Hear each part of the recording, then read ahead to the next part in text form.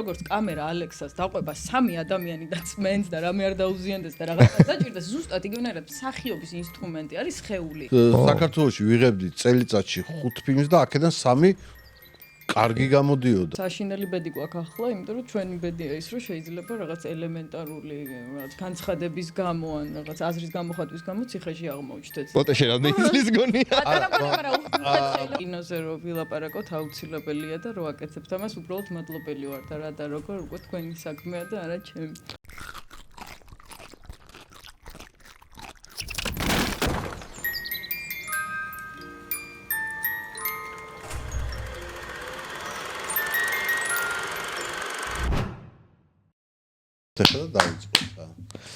დავიწყეთ. მოგესალმებათ მე-4 კედელი პოდკასტი კინოს შესახებ. უკვე მე-6 ეპიზოდს ვერთ. პირველ რიგში მიულოცოთ ალბათ ჩვენს მაყურებელს ახალი წელი, ახალი სეზონი, ახალი იმედები და ჩვენი სტუმარი არის ნატალია ჯუღელი, მსახიობი, პირველი ქალი სტუმარი ჩვენი, რომელზეც ჩვენ ძალიან გვიხარია რომ ნატალია არის ჩვენი სტუმარი. პირველ რიგში მითხარი როგორ ხარ? მიხარია რომ პირველი ქალი სტუმარი ვარ და იმედი მაქვს რომ უფრო მეტი ქალი იქნება ამის შემდეგ. ამ სეზონს თუ გავხსნი 2026 წლის. იცი რა არის მაგაზე ფიქრობდით და ხო სუკაცები იყვნენ აქ. ეგრე დაემთხვა, ეგრე აეწყო. რამდენად სპეციალურად არ გვიქნა. ხო და მეორე იდეა მაგის გამო მქონდა, წინა სტუმარმა თუ არ ვწდები, წინა იყო ნიკო. ნიკო ნერგაძე. მაგიწუნათ სკამები და მე ვფიქრობდი რომ ამ ქალთა თემის გამო ის ხო არ დავიწყოთ, ხო ზუსტად ესეთი მაგი დაუდგას კეტრინ ჰემბერს ერთ-ერთ ინტერვიუში და პრეტენზიებს რაწევს ეს ფეხს როდებს მაგიდას და ნოხი გამომიცვალეთ რაღაცებს და ხის ეგრე ხო შემოსული. მაგრამ დაგინ შეგვიძლია ეგეც გავაკეთოთ ნამდვილად. ესე დამიდგით ისე გამიკეთე. აი საინტერესოა შენიშვნები, აი თუ გაქვს ნანახი, აი რას შეცვლიდი ამ პოდკასტებში. შენიშვნა, იმიტომ რომ დღეს გონია რომ კინოზე რო ვილაპარაკოთ აუცილებელია და რო აკეთებთ ამას, უბრალოდ მადლობელი ვარ და რა და როგორ უკვე თქვენი საქმეა და არა ჩემი. ნუ სტუდიური პასუხი იყო ძალიან, ალბათ კამერები რო გამოირთვება მე. არა, არიო და ეგრეა მართლა. კი, რა თქმა უნდა, ჩვენ კინოზე ვლაპარაკობთ, აქ არა მარტო ქართულზე, მსოფლიო კინოზე, ზოგადად იმაზე, რაც ხდება ჩვენ გარშემო, მსოფლიო კინოინდუსტრიაში და ასე შემდეგ, მაგრამ ამაზეც რა თქმა უნდა გვაინტერესებს და ჩვენი მთავარი ხაზი არის ხოლმე, გვაინტერესებს სტუმრების არა მარტო რაღაცა შემოქმედებითი საქმიანობა, ასევე კინო გემოვნებაც და ამაზეც ცხადია ჩვენ დაგისმევთ კითხვებს. მაგაზე მაქვს პრობლემა, ყველას ვაფრთხილებ, ვისთანაც კი ოდესმე ინტერვიუ მქონია, რომ აი ხო არის რომ ცხოვრებაში რაღაც ბევრი რაღაც გახსენდება და მე ისეთი ტვინი მაქვს მისნობს ლევანი კარგად, რომ აი ბევრი რაღაც ერთად მომდის თავში და რა წამს არის ინტერვიუს, რომ აი არაფერი, არც ერთი ფილმი არ მაქვს ნანახი, არც ერთი რეჟისორის სახელი არ ვიცი, აი არაფერი არ ვიცი. მე დაგელოდებით ხო. ვიხსენოთ და გუგლო რაღაცა. დაგუგლე არა უშავს. და მე ყველაზე მეტად ვერ ვიტან, აი შენი საყვარელი ფილმი რა არის და რასაც ვიტყვი ხოლმე, როგორც კი გადაცემა მთავრდება, მე მახსენდება ის მეორე რატო არ თვიეს, რატო? ნუ ეგ ზოგადად განწყობის მიხედვით არის ხოლმე, რა ხა ჩემთვისაც ვიღაცა რომ მეკითხო შენი საყვარელი ფილმი, დღეს შეიძლება ერთი ვთქვა, მეორე დღეს შეიძლება სხვა ვთქვა. და შეიძლება იმაზე მეტად ფიქრობდე რომ უფრო დიდი. არა, ბევრი კითხვა იქნება ისეთების. ალბათ გვაქვს, არ ვიცი, ლევანს და გიორგის აქვთ ეს ბლიცები, მაგათ აბარიათ, არ ვიცი, მე არ ზოგჯერ არც ვიყურები ხოლმე რა არის და როგორ. ეხლა დავიწყოთ, რა ვიცი, მე ეგეთი კითხვა გამიჩნდა ეხლა შენ სანამ საუბრობდი, რომ გლობალურად რომ დავიწყოთ მაშინ, რომ მსახიობის ბედი თანამედროვე საქართველოში ესეთი თემა რო დავიწყოთ რა სიტყვი. არ ვიცი. უნდა მივბაძო დათა ჩაჩუას და გავიმეორო, იმიტომ რომ გენიალური პასუხი გასცა აბსოლუტურად ეს იგივე კითხვაზე, სხვა გადაცემაში, რომ საშინელი ბედი გვაქვს ახლა, იმიტომ რომ ჩვენი ბედია ის, რომ შეიძლება რაღაც ელემენტარული რაღაც განცხადების გამო ან რაღაც აზრის გამოხატვის გამო ციხეში აღმოჩნდეთ და უკვე ამაზე ვფიქრობთ ხელოვანები და არა იმაზე, რაში გადაგვიღებენ მომავალში და ამაზე ფიქრიც ახლა სულ ეს კონტექსტი მოვაცილოთ, მსახიობის ბედი დიდი ხანი ადვილი არ არის საქართველოში და არ ყოფილა. მეგონი არც ყოფილა, ხო? არ ყოფილა ადვილი, ასე მგონია და ეხლა რა იქნება, არ ვიცი, იმიტომ რომ რაღაცა ოქროს შუალედია დასაცავი საერთოდ კინო გაკეთდება თუ არა მომავალ წელს. ახლა შარშან გაგვიმართლა, იმიტომ რომ ამ ბოიკოტის ფონზე იყო ფილმები, რომლებიც წინასწარ იყო ჩაწერებული და მომავალი წლის შიში ყველას აქ იქნება თუ არა გადაღებები. ან ისედაც პრობლემა ის იყო, რომ მსახიობები ხშირად ენთუზიაზმით ან უფასოდ ან ძალიან ცუდ პირობებში მუშაობდნენ და მე სულ მაგაზე ვცდილობდი ლაპარაკს, რას ნიშნავს საერთოდ მსახიობისთვის სწორი პირობები გადასაღებ მოედანზე და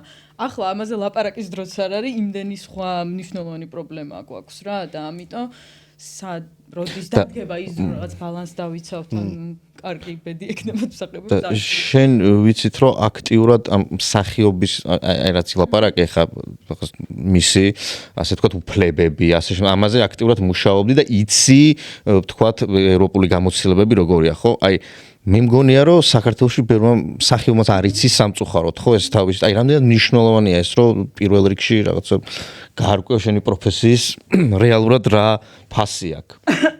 იცი რა არის აი მაგაზე რომ დავიწყო ლაპარაკი ახლა მგონია რომ 3 სერია დაგჭირდება იმდენად ვრცელი თემაა რა მაგრამ თვითონ აი სტანდარტები სად დაწეს და აი რა სტანდარტები არ დაწესებულა უბრალოდ აღქმა თვითონ პროფესიების და პროფესიული რგოლების მგონია რომ საქართველოში არ არსებობს დღემდე სამწუხაროდ ეს გამოწვეულია სიდუხჭირის გამო თუ სურო დაბალბიუჯეტიანია ფილმები თუ რომ კინოსკოლა რეალური არ არსებობს არ ვიცი თუ ინტერესია ბოლომდე აი ხანდახან მგონია ხოლმე ის ხომრობა მახსენდება რომ ნიჭიერია მაგრამ ზარმაცი ძალიან ხშირად არის კინოსფეროში იმიტომ რომ ყავს ნიჭიერი ადამიანები რომელსაც თქვათ 1-2 და თუნდაც 3 ფილმი გამოსდით სხვადასხვა ხელობას გულისხმობ იქნება ეს ოპერატორი თუ გამნათებელი თუ სხვა მაგრამ რეალურად ისე გადიან ფონს წლების განმავლობაში რომ ამ ხელობის რაც ფუნდამენტური წესები არ იციან ხოლმე ხშირია ეს საქართველოში საკმაოდ რა და ამიტომ სეტზე მსახიობისთვის როგორ გითხრათ რა აი არ ვიცით ან რა დროს დაიწყო ეგ შეიძლება კოტემ უკეთ იცოდეს აი რაღაც მომენტში მსახიობებს გაუფუჭდათ სახელი არ ვიცი ვის გამო რის გამო რომ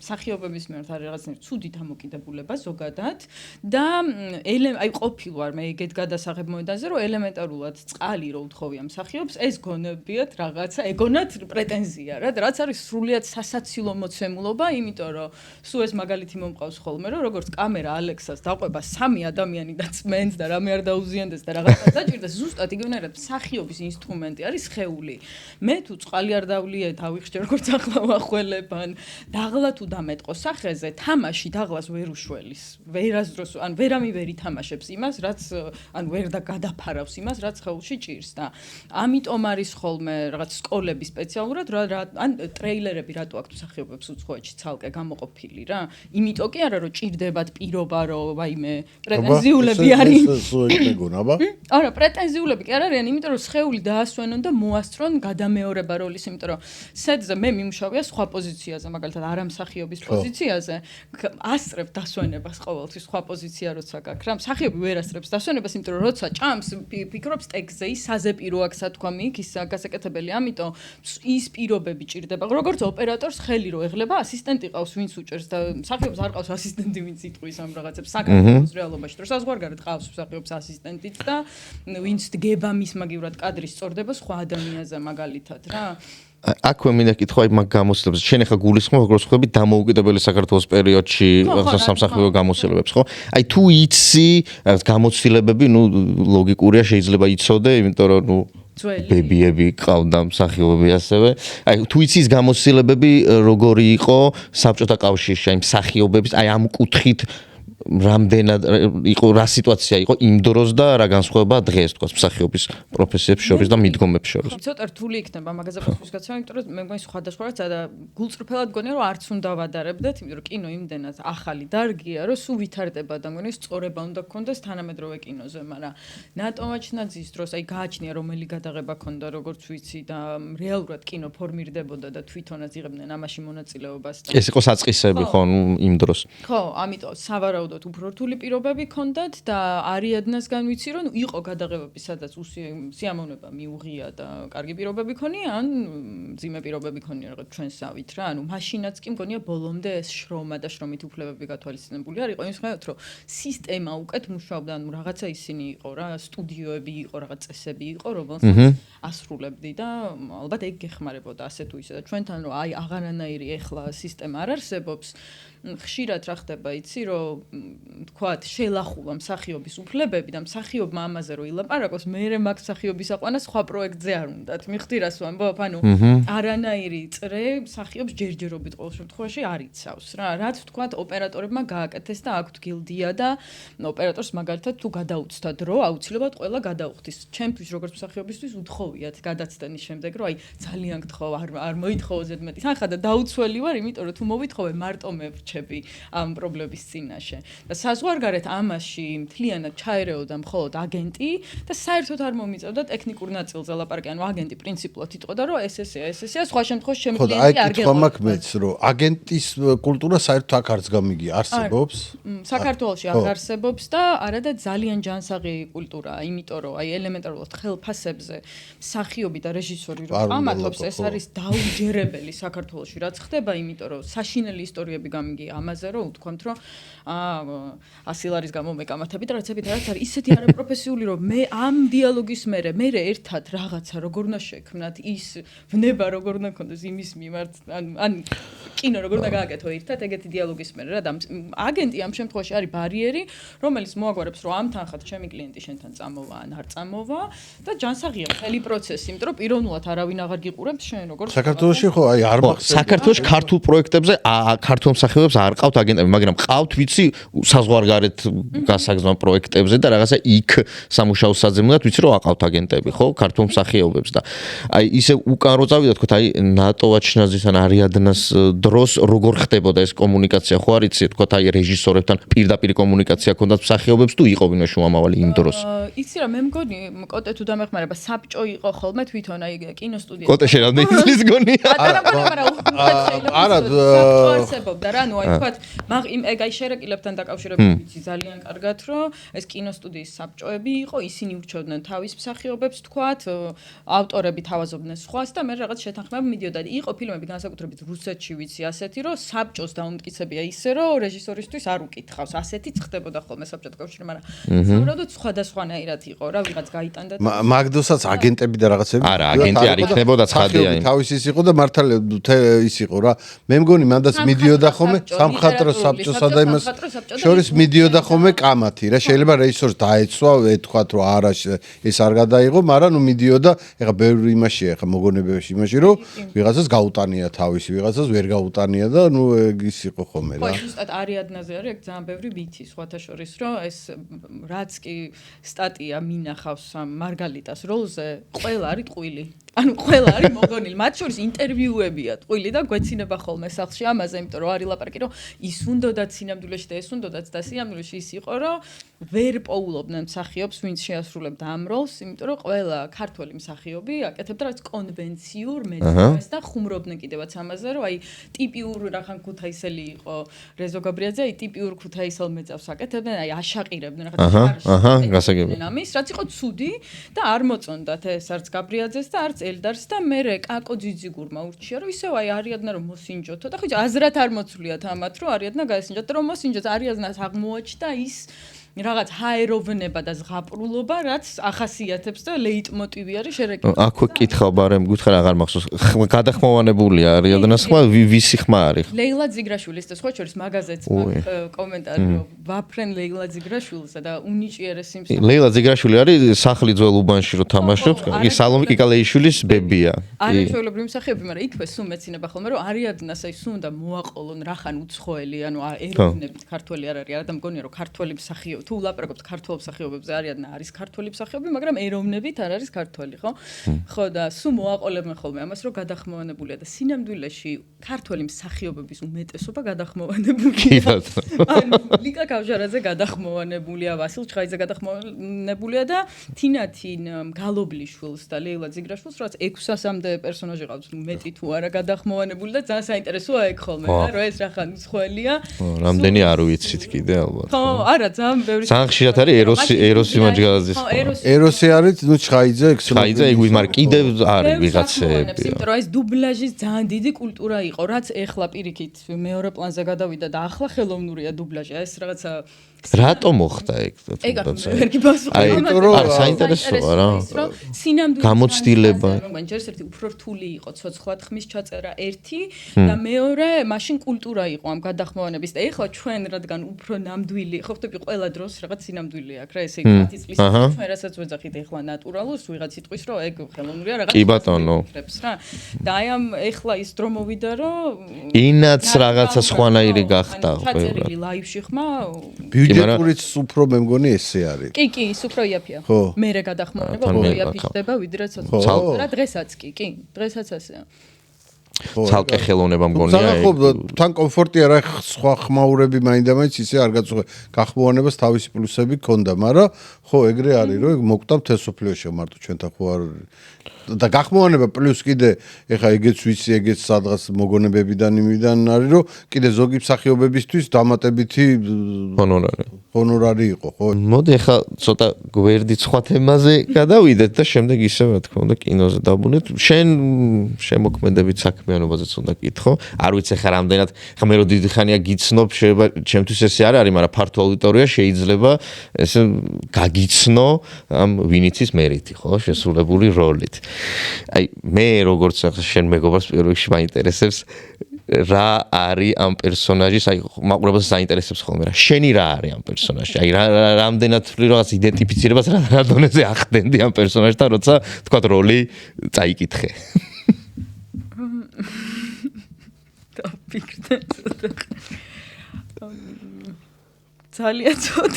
ძალიან ცოტა ნატალია ფუნდამენტურად გვიყვი რომ ძალიან განსხვავდებით მე და ეგ პერსონაჟი რაღაცები კინოს სიყვარული ალბათ უბრალოდ სხვა ჟანრი უყვარს რომ რეჟისორია შენი პერსონაჟი და კინოს სიყვარული აქვს და არა რაღაცები მგონია რომ ისე არ გამოვიდა თუ ისე ვეღარ აღვიქვა ეხა რაღაც დისტანცია მაქვს მაგროლთან რომ ვილაპარაკო რა თქმა უნდა რაღაცები იყო საერთო ალბათ მაგრამ აი ეს რაც თავარი რაც მე რისახასიათებს აბსოლუტურად არ მახასიათებს და არანაირ გავს ურთიერთობაში ცხოვრებაში არ ყოფილვარ და არ ვიქნები და ასე შემდეგ სხვა შორის უფრო მერიზე იმას ვფიქრობდი რომ იყო მაყურებლის ნაწილი რომელიც ვერ აასხვავებდა მერის და მე და მან ვფიქრობდი რომ დასახვეწია ქართველი მაყურებელი იმიტომ რომ ვერ ხვდებიან რომ როლს თამაშობ რა ეგ მე მგონი ყველგან არის ეგ სერიოზული მე ვიცი ახლა ჩემ შემთხვევაში ეგ არ მომხდარა მაგრამ მსახიობს ვიცნობ ვისაც ქუჩაში ლამის თავს დაესწრნენ სუდ პერსონაჟი თამაშობდა ჩემი ცოლის დაკალებში და კი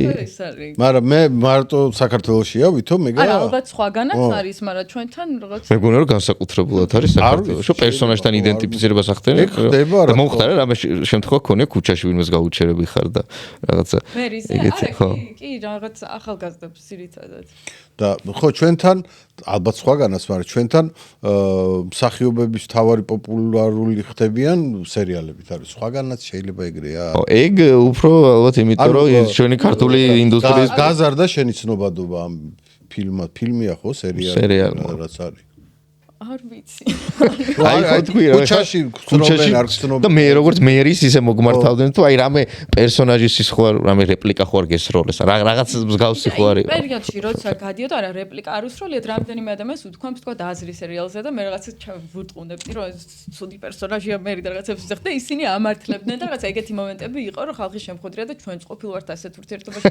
გაწყნარებდნენ საინტერესო ეგ არის რომ რასთან აიგივებს მაყურებელი თავს სულ იცვლება რა ვიღაც შეიძლება საერთოდ ვერ აიგივებს და ეს არ გამოუცდია ვიღაცას ეს გამოუცდია და აიგივებს იმიტომ რომ არის რაღაცა ისეთ მიჯაჭულობაზე და რაღაც ადიქციურ ურთიერთობაზე ვიტყოდი და მაგიტო საინტერესო გამოცდილება ნამდვილად იყო თანამედროვე ქართულ კინოზეც უნდა გკითხო ხა სერიალებიდან რაღაც უცებ ამოიზარდა ეს ნუ რაც ხდება ნუ ის რომ მცირე ფილმიანობა გქონდა ისედაც ხო დამოუკიდებელი საქართველოს ისტორია კინოცენტრი იყო ერთადერთი სუბსიდიის გამცე რომელიც კინოს აფინანსებდა მაინც არ იყო ეს საკმარისი ხო რაღაცა წელიწადში 5 ფილმი არ არის საკმარისი და ასე შემდეგ თვლი რომ აი დღეს რაიმე კონკრეტული ხაზი ან მთელი ეს პერიოდი სადაც მოვიდა რა აი კინოცენტრის შექმნიდან თქვათ დღემდე აი რამე კონკრეტული სათქმელი ხაზი რაღაც გამოკვეთილი მიმართულება მიიღო ქართულმა კინომ თუ ჯერ ისევ ძიების პროცესში იყო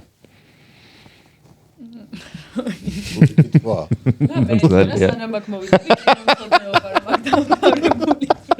ორი კითხვა ნამდვილად თან მაყურებელმა მინდა იცოდეს რომ საშინლად გაციებული ვარ ისედაც უბრალოდ ვარ ლევან არა, რთული კითხვა. გიპასუხებ, რომ გიპასუხო, რომ მგონია, რომ მიიღო კიდევაც რაღაც სახე, თავისთავად ქართული კინო რაღაცნაირი უნიკალური მოვლენა იყო, არის და იქნება სავარაუდოდ. მგონია, რომ იყო რაღაც ტენდენციები, აი რაღაც ყოველ 5 წელიწადში რაღაცა პაწაწინა ტენდენცია არის ხოლმე ხან სოციალური ხან აი ნარკოტიკის თემა იყო დიდი ხან ის იყო ხან ეს იყო და აი რაღაცა ის სულ პატარა ისინი არის ხოლმე ცვლილებები მე იყო რომელიღაცა 2 წელი სულ აი შუახნის ქალებზე ფილმი რაღაცა მაგრამ სულ რო ვამბობ ნუ სასაცილო იმიტომ რომ ლაპარაკია 60 ფილმზე მაგრამ ჩვენთვის 3-4 ხო შეიძლება 2 წელი იყოს ხო და აი წელს და შარშან მგონია რომ პირიქით სულ რაღაც სხვადასხვანაირი ავტორები გამოჩნდნენ და კი მახსოვს ძალიან კარგია ჩვენ ვლაპარაკობდით ადრე ერთ მომენტში რომ აი ახალგაზრდებზე არ იღებენ ახალგაზრდა პერსონაჟები თავარი გმირები არ ყავს ხო ლაპარაკობდით იმიტომ რომ ჩემ აი მე რო თეატრალური დავამთავრე იმ პერიოდში ძალიან ცოტა ფილმი იყო ახალგაზრდა გოგოზე და მახსოვს შენ და რამდენიმე სხვა კინომცოდნებს ვთხოვდი რომ აი გაიხსენეთ ფილმი სადაც ახალგაზრდა გოგო არის ნუ ცენტრალური გმირი გაგვახსენდა ვთქვათ ნანა ექვთიმიშვილის გრძელნათელი დღეები მაგრამ იქაც ბავშვებზე არის უფრო მეტად და არა ახალგაზრდა ქალზე და იმ პერიოდში ნუ ლაპარაკობ აი იმ ვთქვათ 5 წელი როცა ჩვენ ვიყავით რაც თეატრალურის პერიოდში ხო არიან ახალგაზრდა გოგოები მაგრამ აი ისეთ მეორე ხარისხოვან როლში რომ ამოჭრა დიდად ფილმი არ შეიძლება ამიტომ აი მნიშვნელოვანი გოგო ფიქრია მაგრამ არა ეხლა რას გამახსენდა ის გამახსენდა თან თქვენ რა დროსაც ლაპარაკობთ ალბათ მაშინდელი ფილმია უბრალოდ მე მაგ ფილმის დიდი ის არა ვარ მოტრფიალე მაგრამ ეკადემეტრაძე რო თამაშობთ ანას ცხოვრება ერთი არ ვიცი ხა ეგ ხო ეგ გამახსენდა ნუ ეხლა იყო მე მგონი ნინიაშვილი რო თამაშობს იმაში ეს ეხლა არა მე გამოჩნდა ბევრი პაპუნა მოსიძის ასე მგონია მაგრამ ლაპარაკობთ რომ იმ დროს აი ჩვენ რო ვართ თქვა აი 19-დან 25 წლამდე ასაკში მაშინ მაგალითად ეკას უკვე თეატრში ქონდა ნამუშევარი და ჩვენზე უფროსად ტიტული ეხლა ჩვენ ხო ის როგორ იცვლება ასაკი რა რომ რაღაც მომენტში საერთო ასაკობრივ ჯგუფში ხარ და იმ დროს აი ჩვენ პატარები ვიყავით და ჩვენთვის არათუ ჩემთვის აი არავის არ უთამაშია ისეთი მნიშვნელოვანი როლი რომ გამოჩენილიყო. აი, იყო როლების სხვათა შორის ჩემი მეგობარი თინა დალაქიშვილი თამაშობდა რაღაცებს, მაგრამ მაინც ეგეც აი უფრო გვიან ან კიდე თავარი გმირის თქვა შეყვარებული და ასე შემდეგ. მარილივი თეთრი იყო ქეთი მაჭარიანს. ეხლა მე უბრალოდ ნინო ქორიძე. ნინო ქორიძეც ხო. და მიხდი რას ვამბობ, ანუ ოდნავ უფრო უფროს ქალებს. შემხელა, ჩემი თაობა, მაგრამ ხო, ნუ ანუ ეგრე იასუხიტაშვილის ყველა ფილმი ფანტასტიკურია, მაგრამ მაინც აი ოდნავის სხვაობა თვითონ მსახიობებში სხვათა შორის განიხილება ეგ უცხოეთში ამას გეკითხებიან რომელ ასაკობრივ ჯგუფში ხარ და რაღაც კონტექსტში შეიძლება ერთად მოგვიაზრო მე და ჩემზე 15 წელი დიდი ადამიანი იმიტომ რომ არა აქვს მნიშვნელობა ასაკს მაგრამ რაღაც კონტექსტში უცებ მნიშვნელობა აქვს რომ იყო მოზარდი მაგალითად რა ჩემი ეს კითხვა რა ცოტა ხო კომპლექსურია და რთული გასაცემად მეც არ მაქვს პასუხი ბოლომდე და ნუ დაგისვი ეს კითხვა ხო ქართული კინოს ხაზი და სათქმელზე ნუ ამოდიოდა მაინც იქიდან ნუ 60-იანი წლები რა ქართული კინო ნუ ოქროს ხანა მართლა ქართული კინოსთვის და მსოფლიო კინოსთვის 60-70-იანი წლები იქ იყო კონკრეტული სათქმელი ხო იქ იყო კონკრეტული მიმართულება ეს ეზოპესეინა იქნება თუ როგორც შეიფუთა შემდეგ ამ ახალგაზრდა რეჟისორებს ჰქონდა სათქმელი ეხლა არა როგორც აუცილებლად კინომცოდნეს და მასზე ანალიტიკურ შეფასებას არ გთხოვ როგორც თქვათ შენი ოჯახის წევრები რომელმაც დაიწყეს მათ შორის ბაბუაშენი ელდარ შენგელაია გიორგი შენგელაია ხო აი მაინტერესებს პერიპეტიები თუ იცი აი თუ მოუყოლია შენთვის რა იყო მათთვის ანუ თავარი სათქმელი იმ დროს როცა კინოს გადაღებას იწყებდნენ რომ კინო წინააღმდეგობრივია ხო პირველ რიგში და ეს ფილმებიც იმ დროს იყო რაღაც ახალი სიტყვა. აი თუ გახსოვს რაიმე ისეთი რომ ამაზე ლაპარაკოს. იცი ისი პასუხი მინდა რომ იმის მიხედვით რომ კავია პლუსმა მე დამაძალა არაერთხელ რომ ოჯახზე ველაპარაკა ყველაზე მეტად მიჭირს ოჯახის მაგალითებით ლაპარაკი მაგრამ ოდნავ გავთავისუფლდი 1+1 ქონდა. ხო კინოზე ლაპარაკი მე გულწრფელად მაინტერესებს კინო იმ დროს. ახლა მე პირიქით რაც გამახსენდა რომ გუშინ იყო ბოდიში უნდა შემოვატრიალებ მაგრამ მე იმედია დაუბრუნდა ქართულ თემას რომ გუშინ იყო ევროპული კინოაკადემიის დაჯილდოება და ლიბულმანი დააჯილდოვეს შვილიშვილთან ერთად შვილიშვილთან ერთად და იმაზე ვფიქრობდი რომ აი იმ ხალხში მართლა ნამდვილი ვარსკვლავი ლიბულმანი იყო რა გუშინ მართლა ის კი არა რომ გემოვნებით თქვა რენატე რეისვე ძალიან მომწონს ხვები ძალიან მომწონს ვინც ესწრებოდნენ ამ დაჯილდოებას მაგრამ აი რაღაც უდავოდ ალბათ 99% შევთანხმდებოდით რომ იქ ვარსკვლავი იყო ლიბულმანი და მაგაზე დამაფიქრა რომ აი ეს ინდივიდუალიზმი და რაღაც აი მონუმენტური სათქმელი იყო მე-20 საუკუნის საქმე. მიხდი რას ვამბობ, რომ რაღაცებს პირველად ამბობდნენ, პირველად ხდიდნენ ძალიან ბევრ რაღაცას აკეთებდნენ და კინოთან აი ისეთი რაღაცა უცნაური ხელობა იყო რომ 20-იან წლებშიც კი უკვე სტეპს ატარებენ ის კი არა რომ სწავლობენ კადრის ნელად აყენებას რაღაც კინემატოგრაფიულ გამოგონებებს აკეთებენ პროცესშივე რა და ამიტომ მგონია რომ ეხლა აი უფრო რაღაც უბრალოება რაღაცა ერთნაირი სახეები უფრო წინა პლანზე არის წამოსული მსოფლიო კინოშიც კი რა და ამიტომ არათუ ქართულ რახან თქვი რომ 60-იანი წლები ქართული კინოც თუ თქვათ ფრანგული ახალი ტალღან სხვა რო ავიღოთ აი ეს რაღაცა ძალიან მყვირალა განცხადებების დრო თითქოს იყო მაშინ ეხლა შეიძლება დადგეს ასეთი დრო თქვათ აი ეხლა მსოფლიოში ისეთი ხდება რომ 5 წლის მერე სულ ეგეთი კინო წამოვიდეს მაგრამ თითქოს აი ეს 2000-იანები 2010-იანები და შემდეგი წლები იყო აი რაღაცა მეთახმე თითქოს რომ რაღაცა მკვეთრის ის გინდა გადასმა რაღაცის რომ უფრო ფერმკთალი იყოს რა ოღონდ ეს ცუდი არ არის აბსოლუტურად ცუდი არა საინტერესოა მაგრამ თითქოს ეპოქას რაღაცა სხვადასხვა ცვლილება მოაქვს რა და იგივე ჩემთვის რაღაცნაირი არა რომ თითქოს აი ყველაზე დიდი ქართული კინო ჯერჯერობით გაკეთდა წარსულში მაგრამ არ მგონი ეს ფილმებიც მე რაღაცა სხვა სათქმელით დაბრუნდება მგონია 2000-იანებში შექმნილი რა ან აი მანამდე ვთქვი რომ წელს და შარშანა იგივე ელისოს დროს ეს ამდენი ავტორი რომ ნახე და იგივე ეს უცხოელ ჟიურის როცა усმენ და ხვდები რა მოწონთ მათ და რა ინტერესებს და თურმე ფილმები რომლებიც ჩვენ არც გაგხსენებია იმათ ძალიანაც მოწონთ მიხვდი ეგ მაფიქრებს რომ ეს რაღაც სწორი ძალიან საინტერესო თემაა მაგაზე უკვე კითხვები მაგრამ ერთი უბრალოდ მეც აი წავყვევი მაგ ლოგიკასო ის პერიოდი როცა ქართული კინოს ოქროს ხანა იყო სოფლიო კინოს ოქროს ხანა რა მოდი სადაც არ უნდა გაიხედო რა ვიცი საფრანგეთში იტალიაში გინდა აზიაში იაპონიაში და ამერიკაში ყველგან ყველაზე ტოტალიტარიზმური ეპოქა არის ახალი სათქმელები რაღაც გაიხსნა ისე კი ბატონო მაგრამ აბსოლუტურად გეთანხმებით კი სათქმელში ასე შემდეგ მაგრამ ხელოვნებაზე ვლაპარაკობთ მაინც ხო ეს ხო არის მარტო ის რომ აი ხა დღეს რა მუშაობს და დღეს რა არის აქტუალური ღირებულებაზე ვლაპარაკობთ პირველ რიგში და მხატვრულადაც ღირებული იყო ეს ფილმები. ის რომ ეპოქა იყო ეგეთი გასაგებია რომ იმ დროს იყო ეგ სათქმელი, მაგრამ სათქმელი არა ღირებულია. ეს კომპლექსური იყო რა, აი რაღაცა მოხდა მაშინ. თან როგორ იყო იცი, მარტო კინოში კი არ იყო თან. აი კინოშიც რომ იგივე ქართულ კინოს დაუბრუნდეთ თქვათ, ხო? იგივე თქვათ შორს არ წავიდეთ და ისევ ელდართან რომ მივიდეთ სიტყვაზე, ხო? იქვე მუსიკაც ისეთია რომ და ანუ რაღაცა მოხდა მაშინ, რაღაცა მაგრამ მე უფრო სხვა რაღაცას გულისხმობ. კი, ხო და აი ეს იყო რაღაცა ნიჭი ერხავს მიეცა გასაქანი, ანუ მაგის თქმა მინდა, ანუ დღეს არიან ნიჭიერი და უბრალოდ არ ვიცი, აი 60-იან წლებში რაღაცა აი ომის და ომის დეპრესიის მერე სოფლიომ რაღაცა ახალი იპოვა და ახალი ეპოქა იყო ზოგადად ხელოვნებაში რა. ჩემი აზრით, რავი, რო ვფიქრები ეგრე არის რა. ამერიკა ნებისმიერ ქვეყანაში წახვიდე ეგეთია რა, სადაც კინო იყო, ყველგან რაღაცა საოცრება მოხდა. უბრალოდ ეგ თავისით ხო არ კეთდება მაგას, მაგრამ ნიჭი ხო არის საჭირო ამის ხა ვერ გადაიღებ იმას. ხო და ეს ხალხი დაიბადა თუ არ ვიცი მე რა მოხდა. ხო, ანუ ნიჭს არ ეძლევა დღეს საკმარისი გასაქანი შეგვიძლია ვთქვათ? არა, მე მგონი ეძლევა მხატვრული ხერხი ახსენებ და მაგაზეც არის, აი ელდარის ინტერვიუ გამახსენდა, იმიტომ რომ ეხლა რაც ჩამოვედი, რაღაც არქივებს ვეცნობი და 90-იანებში, მეგონი 95 წელს რაღაც ფესტივალი იყო პრაღაში, იმას დაესწრო, საკმაოდ კარგი ფილმებია, აი სოფის არჩევანიც კი მერილ სტრიპის და ელდარ იქიდან ბრუნდება და ინტერვიუს აძლევს გოგი გვახარიას, ამბობს რომ ძალიან ცუდი ფილმები იყო რა და ამის ახსნას იწყებს და მერე გამახსენდა რომ 90-იანებში მართლა არ არის მაგდენი კარგი ფილმი თითქოს რა, აი რაღაც მიდრეკილებებია ჟანრობრივი საინტერესო, მაგრამ უფრო კარგი ფილმებია რა, ანა ეს ავტორები უკვე ასაკში შედიან და ეგეთი, ანუ საქართველოშიც ეგეთი პერიოდია რა, საქართველოში მაშინელი პერიოდი.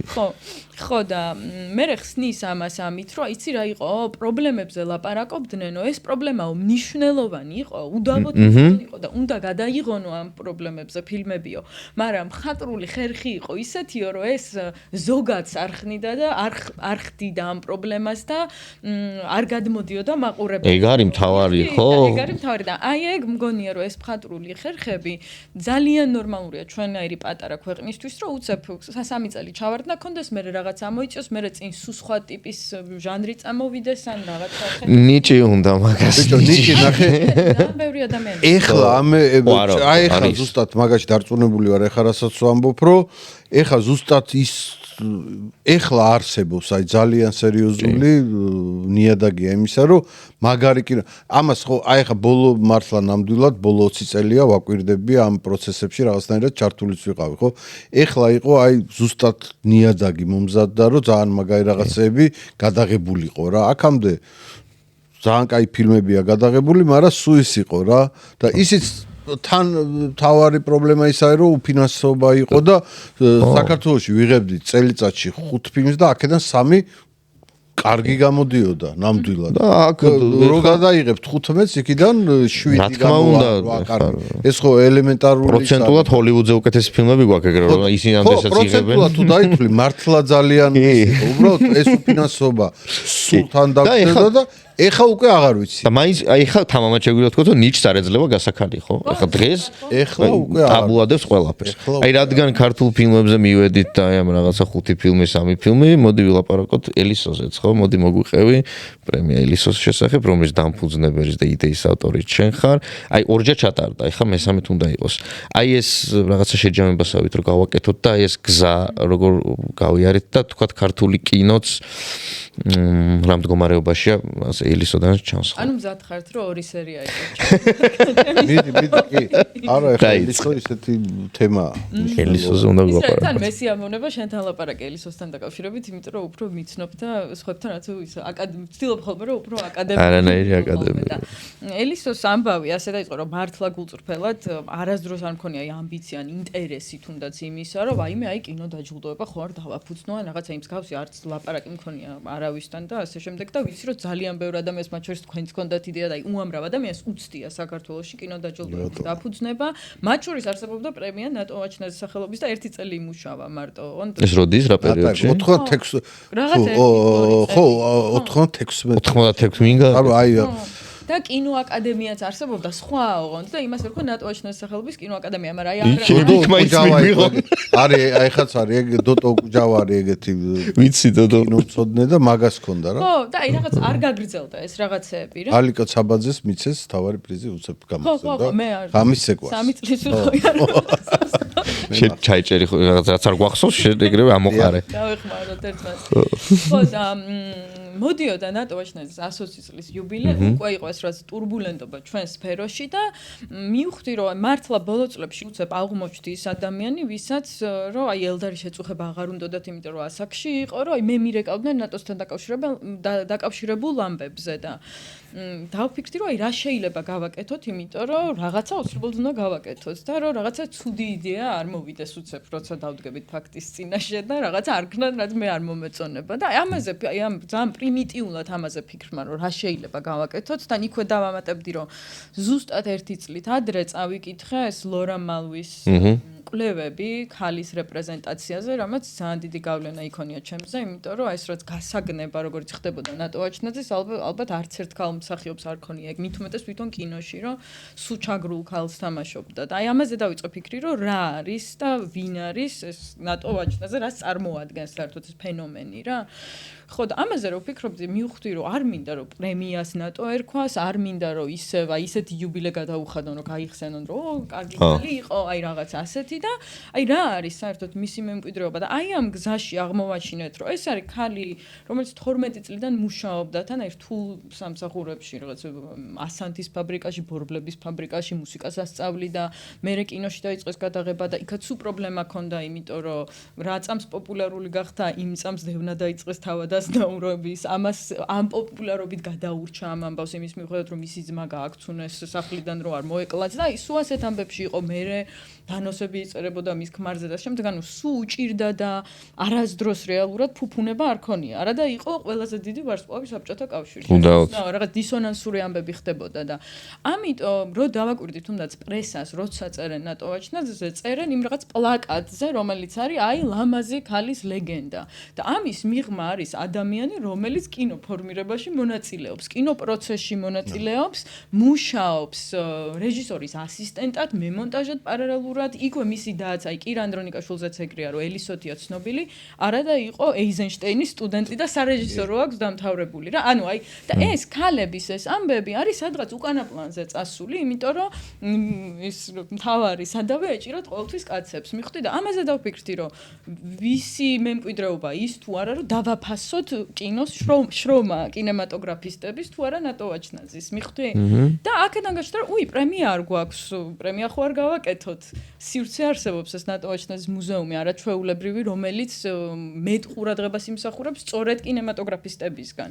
და იქ იყო ეს ტრადიცია ნატოობის, სადაც ხალხი იხდებოდა ხოლმე 14 ივნისს და ის ზუსტად ეგ დავაკავშირე, რომ აი მე მაყურებელიც მოვა თანაც თქვა გურჯაანიდან, რაც ძალიან გვჭირდება ეხლა, რომ თბილის გაცდეს თქვა ეს კინოჩვენებები თუ სხვა რამე. იქვე კინოთეატრია, იქ რაცები დაიგეგმება და ასე უცებ რაღაცა ფორმა მიიღო იმან რაც არ გქონდა კინოში და რაც შეეხება უკვე აი ჟიურის და თვითონ სტრუქტურას ელისოსი ძალიან დიდი სურვილი იყო რა თქმა უნდა ჩემი მხრიდანაც რომ თქვა კინოაკადემია იყოს და ეს იყოს რაღაცა ეროვნული ქართული დაჯილდოება, მაგრამ რომც ახლა ჩვენ გულწრფელები რო ვიყოთ და ვიგონებით ვილაპარაკოთ რომ ახლა ჩვენ ყველა დავრეგისტრირდეთ რაღაცაში, რასაც ერქმევა რომ ჩვენ გვაქვს რაღაც ერთობა, ჯერჯერობით მენტალურად ჩვენ არ გვაქვს იმის სიმწიფე რომ მივცეთ ხმა ვიღაც გულწრფელად, იმიტომ რომ აი ახლა მე მივიღე მონაწილეობა ევროპული კინოაკადემიის კენჭისყრაში და რაც არ მქონდა ნანახი იმ ნომინაციებზე ვთქვი უარი.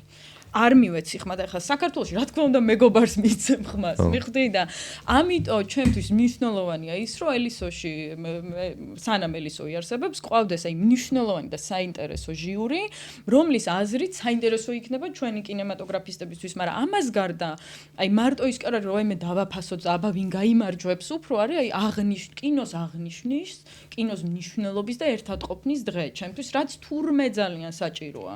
და აი შარშანდელმა წელმა კიდევ უფრო მეტად აჩვენა ეს, რომ რაც არ უნდა გვიჭირდეს, საშინელება ხდებოდეს მსოფლიოში თუ შენ ქვეყანაში, იქვე ჩვენი კოლეგა ანუ არ არსებობს, რომ კინო ღონისძიება ჩატარდეს, თქვა ანდრო ჭიჭინაძის ხსენების გარეშე, ხო? ანუ რაღაცა სხეულში ვატარებთ უკვე ამას მსახიობები, ხო, განსაკუთრებით და ამიტომ სწორედ ამ დროს უნდა ყოველდღე გავიღვიძოთ და რაღაცა გავაკეთოთ, რომ ხმა გაჟღერდეს ჩვენი, ხო?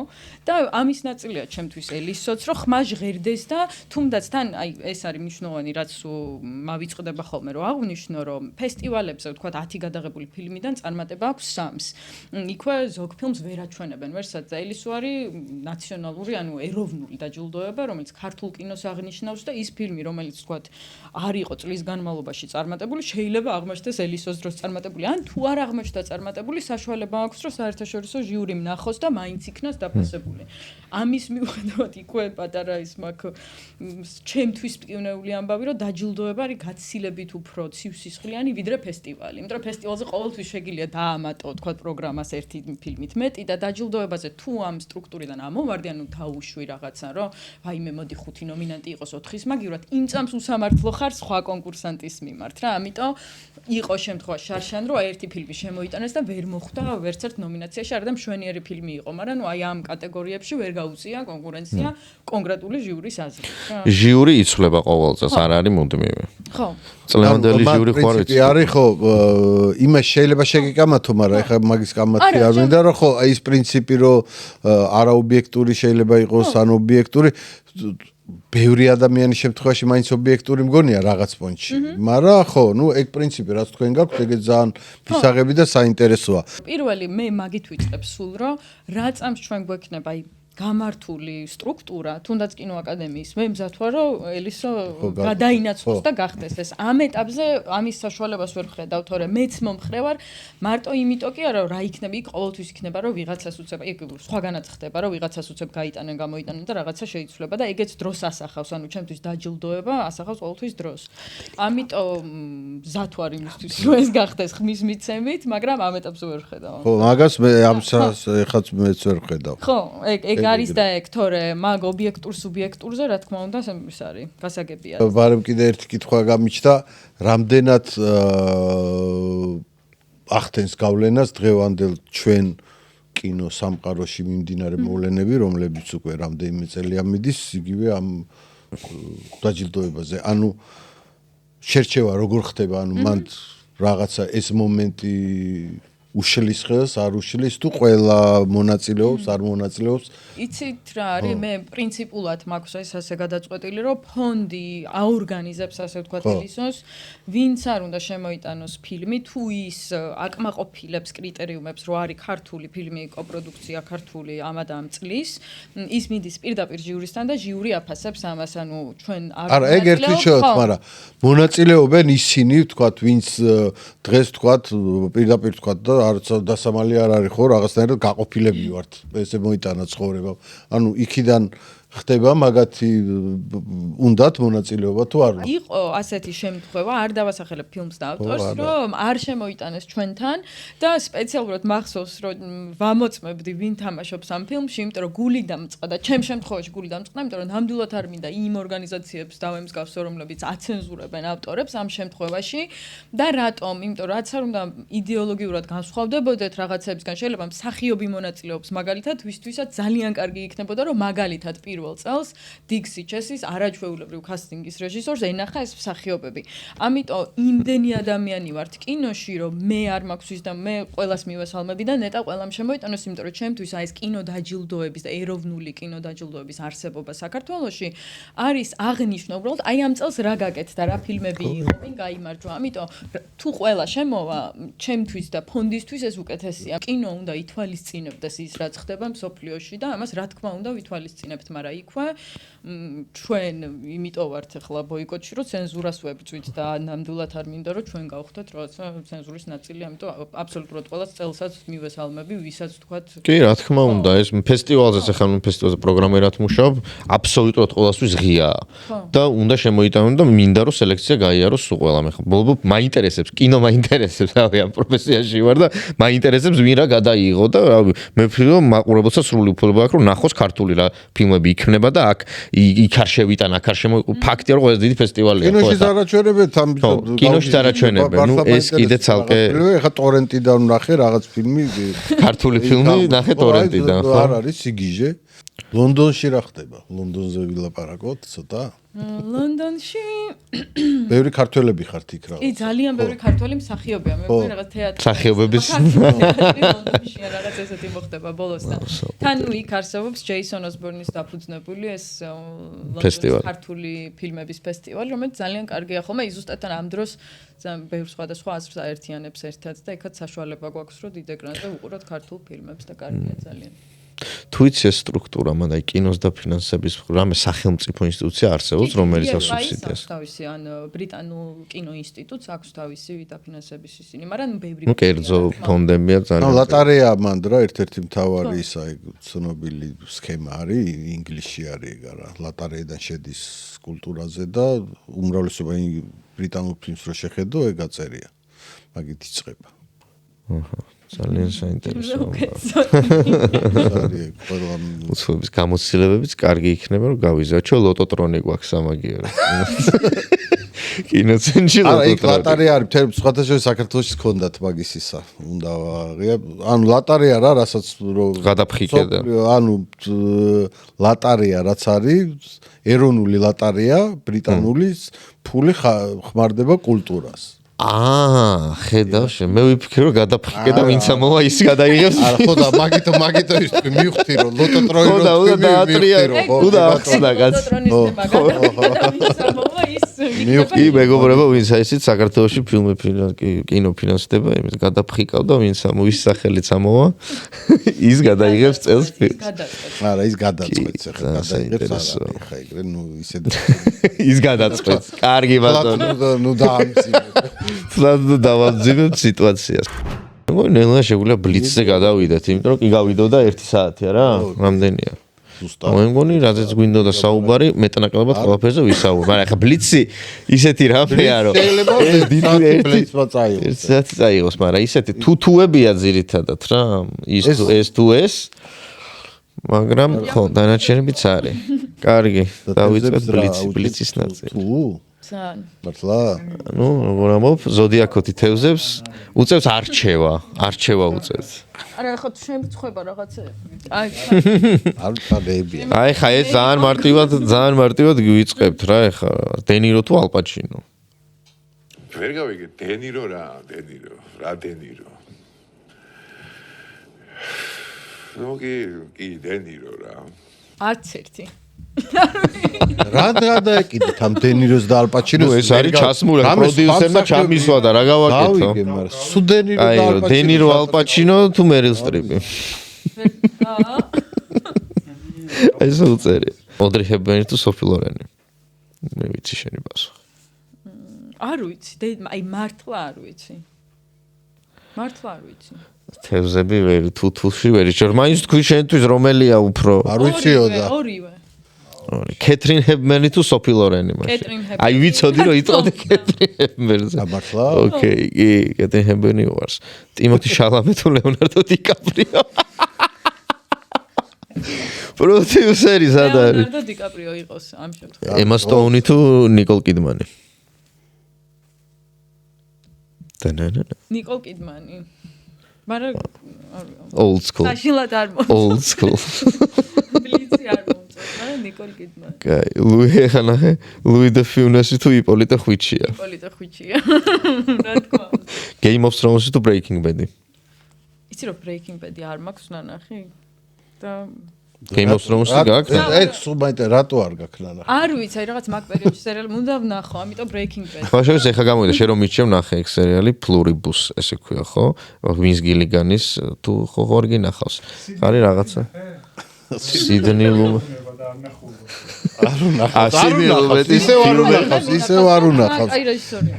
არა, ეგრე რამდენიმე ფილმი ნანახი აქვს, მაგრამ რაღაცებს ძალიან ერთის ალპაჩინოს ვერ იტანს და რაღაც ძალიან კაი ფილმები აქვს ამ Sydney Lumet-თან და არ უყურებს.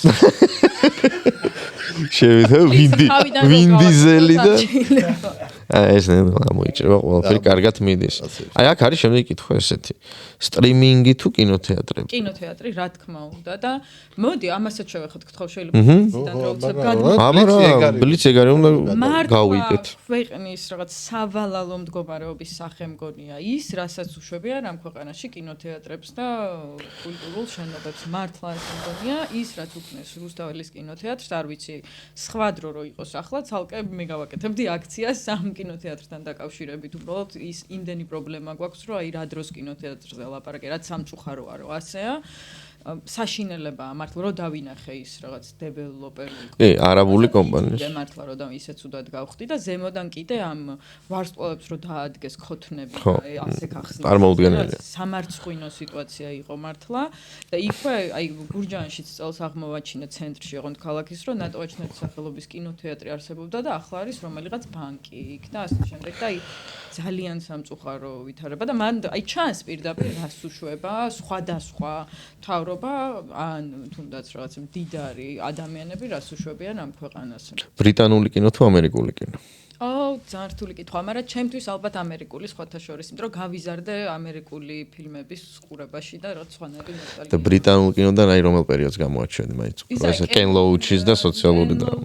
კენ ლოუჩის მიყვარს, კენ რასელი მიყვარს. კენ რასელი. კენ რასელის სახელს დაგვარს, იცი რამდენი ხანი ვიხსენებ და რაღაც ფიქრობდი რომ შენ მოგწეო თქო, იმიტომ რომ რაღაცა აი ესენი მქონდა რა, რაღაცა ნუ ეს კიჩზე და კემპზე და რაღაცა ლაპარაკი და ვერ ვიხსენებდი კენ რასელის სახელზე დიდი მადლობა შენ რომ გამახსენე. კი, კენ რასელი ნამდვილად უდავთ. ლონდონი თუ თბილისი? თბილისი. ხანდახან ისეთი ამინდის გამო? ამინდი ლონდონში ჯობია, ეხლა ყოველ შემთხვევაში დღეს 10 გრადუსია ლონდონში, -2, მაგრამ ორივეზე ხანდახან ისეთი გაბრაზებული ვარ, რომ ვიცი ხოლმე რომ მესამე ქალაქი უნდა ვიპოვოს. ორივე მაბრაზებს ხშირად თბილისიც და ლონდონიც. იმ რაღაც ტკივილთან ასოცირდება ხშირად ორივე ბოლო 2 წელია. არაჩვეულებრივი გამოფენა თუ ფიროსმანი? უარს ვაცხადებ. პროვოკაციულ კითხვებს. შერეკილები თუ ცისფერი მთები? დაუხშეთ საინფორმაციო ხრო. შერეკილები თუ ცისფერი მთები? გააჩნია, მაგრამ ეხლანდელ პერიოდში უფრო ცისფერი მთები, მაგრამ სიყვარულით შერეკილები, იმიტომ რომ ბავშვობაში მარტო შერეკილები მესმოდა. ბავშვის აღქმით, ეს ფილმი იყო, რაც გასაგები იყო ჩემთვის.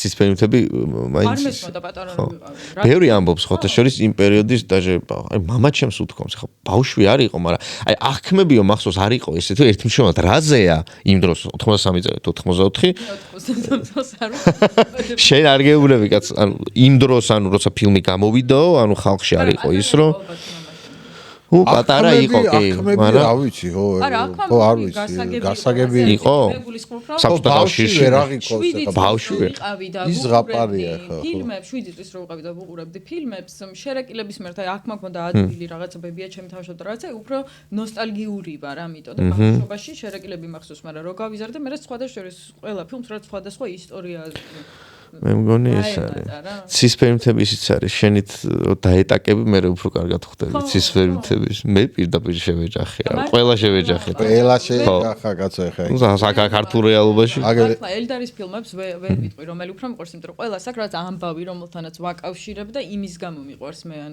მეტად სუბიექტური კი ბატონო რომელ ქართველ ქალზე ნახავდი ჰოლივუდურ ფილმს ჰოლივუდურს თუ ხო ზოგადად ჰოლივუდურს ეგეთ ხო ხო ნუ რაღაც ამერიკულ რაღაც კომერციულ ალბათ ეს იგულისხმება არ ვიცი პროდიუსერი აქ არ არის ძალიან ბევრზე რომელი დავიწყო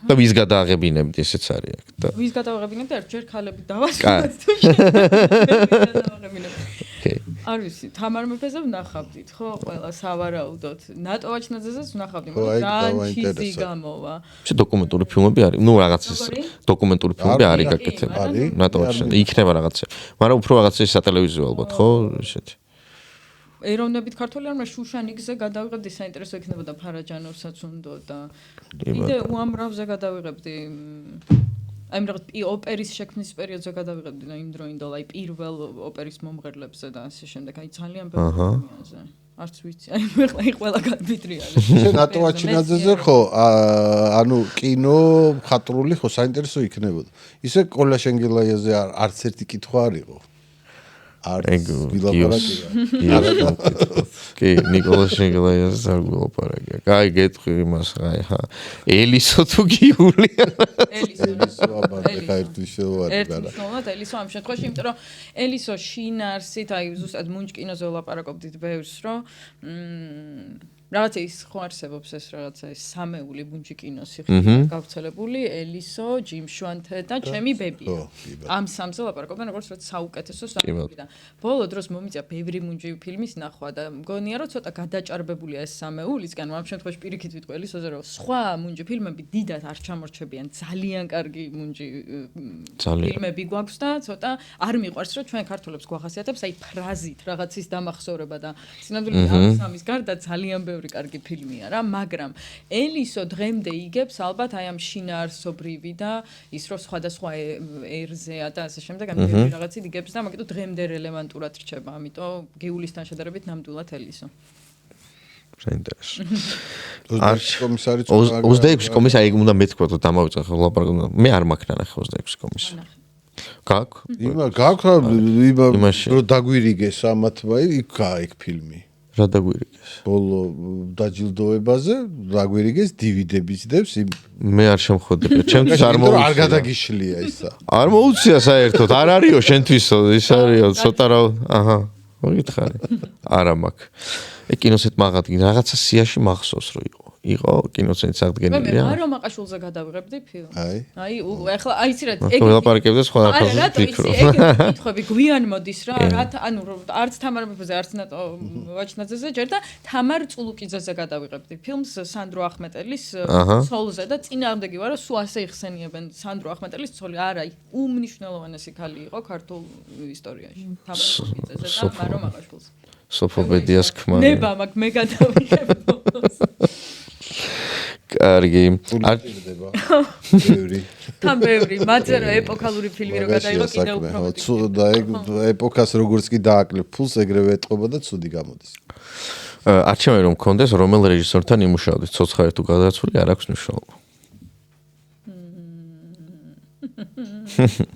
კასავეტისთან რა ვიცი. რა თქმა უნდა.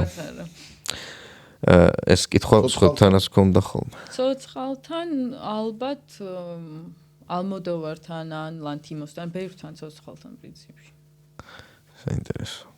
ლანთიმოსთან იმიტომ რომ გაერთობოდი თორე ალმოდოვართან მირჩევნია. რომელი მოს ერთი ქალი ყავს ამოჩენებული. კარგი ქალი კი არის, ვერ წაართვევ ხა. ეს თუ ნახე ეს sentimental value ეს იოახიმ ტრიარის.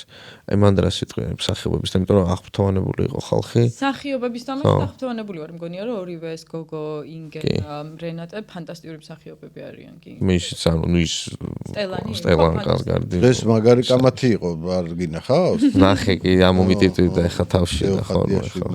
რატო მოწონთო და ყველას თავისი კინო აქვს უნდა უპასუხო. რომელი ფილმის გაგრძელებას ნახავდი ეს ყველა სტუმართან იყო და სულ საინტერესო. რომელი ფილმის გაგრძელებას? აი, ყველაზე კლიშე პასუხები მოვთქვი მე შერეგილების გაგრძელებას. რომელ ფილმს ელოდები წელს? აი დაანონსებულაც არის რაღაც წლის დასაწყისია და ყველაზე მეტად რომელს ელოდები და ვერნერ ჰერცოგის ფილმს. ო. წელს გამოდის. რაზე რა ქვია ფილმს? არ გამოს. არა, იღებს, რო იღებს. ჯერ ვიცით რომ უბრალოდ იღებს. არა, წერია რაც ქვია, მაგრამ არ მახსოვს. ოკეი. ეხლა უკვე იმაზე ვფიქრობ, რომელი ფილმის დასასრულს ნახავდი და ვერ ვიხსენებ. მარგარიტას მეწოდება მე ეგ მე დამაინტერესებს. მართლა საინტერესოა დარჩა. ქათამით და ელიოზ. ელიოზი კი არა ქვია კაცო მაგის ქვა. ელიოზიშვილი. მერაბ ელიოზიშვილია თამაშობს. და მაგითო ისკე. მარს რა ქვია? ტრიფონი. აი, ეხლა გადავდივართ ასოციაციებზე. ასოციაცია, ანუ მეგეთყვის სიტყვას. ოკეი. დასრულდა ღია იმით. კი ბატონო. ასოციაციები, სერიალი. ანდა რაც გამახსენდა თქვა? ბევრი არის ფიქრობ. მიქაელა კოილის You May Destroy Me. არ ვიცი რა ქართულად როგორ. ოკეი. არ ვიცი. აია. ამოუყარით მაგას. ასოციაციით ეგ გამახსენდა. კი ბატონო. ისე არ ვიცი. საინტერესო იყო როცა გამოვიდა მე გადაფასება ვიცი ხოლმე წლების. საინტერესო იყო, იმიტომ რომ თვითონ ამ გოგომ გააკეთა ყველაფერი, რეჟისორიც არის, პროდიუსერიც არის, მწერალიც არის და მსახიობიც და აი რაღაცა ძალიან ისეთი განცხადება იყო როცა გააკეთა. მიუზიკლი. მუსიკის ანგები. ფრანგული ფილმი.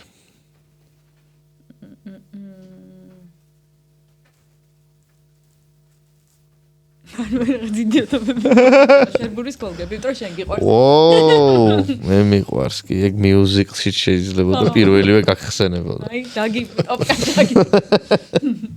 ბრიტანული ფილმი. იყოს კენ რასელის შეყვარებული ქალები. ანიმაცია. აუ, მიაძაკის Spirited Away, არ ვიცი როგორ არის ნათარგმნი ბოდიში. როგორ თარგმნეს მე მართლა არ ვიცი როგორ თარგმნეს. ხო არის ეს ხო? მეგონი არა ნათარგმნეს. დიდად არ მომეწონა და აღარ. ხო, მე ყველაზე მეც Spirited Away-ი მაქვს. ინგლისური ტერმინების გამოყენება მაგ გულწრფელად. წინასწარმეტი ყავდა სულ რუსულად ლაპარაკობდა სხვადასხვა. გვიჩენია ინგლისურად ილაპარაკა. მეათესი. იმდენი რუსული ის თქვა სათაური ფილმის და მე რაღაცა ჟარგონულად რომ მე კოტეც აყვა და მე ვიჯექი ასე არა ყოველდღე მე უთხარი რომ ისო მაგრამ ხო ნუ ეხა კროსნია წესი ჩვენდეს კროსნია წესი იყო და აუ და ადნაჯდი ამერიკა ვერ შეკვანაირად აი როგორ ჩვენ Spirited Away ვერ წარმოგიდგენი ამათი თაობისთვის არის სულ წაღებული აი ხო ეხა მე ეხა რო თქვა რომ მოჩვენებივით გატაცებულნი რო გეთქვა გეტყოდი რომ ეს რა ვიცი რა არის ხო ვერ მიხვდი ზოგადად ანიმაციები იყო ოკეი კაი ეხა ბოლო ნაწილი არის რომ რეკომენდაციები უნდა დაგვიტოვო მაყურებელისთვის სამი ფილმი რეკომენდაცია ხო მიტირე ქართული უცხოური არ აქვს არანაირი კარგი, თანამედროვე ქართულ კინოს ვურჩევდი ზოგადად ყველას. შეიძლება როცა რეკომენდაცია იყოს თანამედროვე ქართული კინო და არ იყოს ავტორი. არა, ხა სადღაც და იცი რატო? ვიტყვი რატო? იმიტომ რომ ბოლო დროს თავს ვიკავებ საჯაროდ შეფასებისგან ქართული ფილმების, იმიტომ რომ არის ფიქრობ რომ მიკერდოებული. არ არის ეგ მაგაზე. აჰა. ეგრე მე საერთოდ არ უნდა ვილაპარაკო მაშინ. რაღაცა კინოს. არ არის უცხოური თქვი. აკვირდა ქართული. არავის არ ეწყინება. ძველი ქართული ნანახი აქვს იყოს ნუ კლიშე იყოს მე ჩემი ცნობილი ამბავი ბილი უაილდერის თქვათ Sunset Boulevard დავიწყოთ. გლორია სვენსონი. გლორია სვენსონიც დავიწყოთ. ახლა ვფიქრობდი ბინა ხო არ ვთქვათ, რომ ძალიან მიყვარს ეგ 1 2 3 და რა ყველაფერი მიყვარს მე Sunset Boulevard-ის იყოს პირველი რეკომენდაცია. მეორე რეკომენდაცია იყოს ვთქვათ წუწუნავას ვინ არის დამნაშავე ნახონ. აი ცოტა აღურებ რა ახლა Wild West-ის მხედარი ხო მეორე ნაწილი. Wild West-ის მხედარი ანუ და შესანიშნავი მესამე რეკომენდაცია იყოს როგორ აბრიო ნუ კასავეტის სურჩევ ხოლმე პრემიერას ოღონდ კასავეტისის ან ქალი გავლენის ქვეშ მაგრამ მოდი არ ვიტყვი კასავეტის და რაღაც ისე ავრიოთ თქვენ მიდრეკილებები გაქვთ თქვენ კინომცოდნე იყოს იურიული პერიოდის პარკი სპილბერგი ვაუ კომერციული შორის აი ამ სამს სპილბერგს გამახსენდა ფაბელმანები თუ ნახე სპილბერგის ბოლო კი შესანიშნავი ფილმია ჩემი აზრით ძალიან მიყვარს ეგ ფილმი. არა მე და ჩემს ძმას რაღაცა გვიყვარდა ძალიან ბავშვობაში სპილბერგი და თან მგონია რომ კარგი ფილმი არის Jurassic Park. კარგია ნამდვილად. ვა როგორ არიან ნახე მართლა როგორი განსხვავებული რეკომენდაცია სხვადასხვა.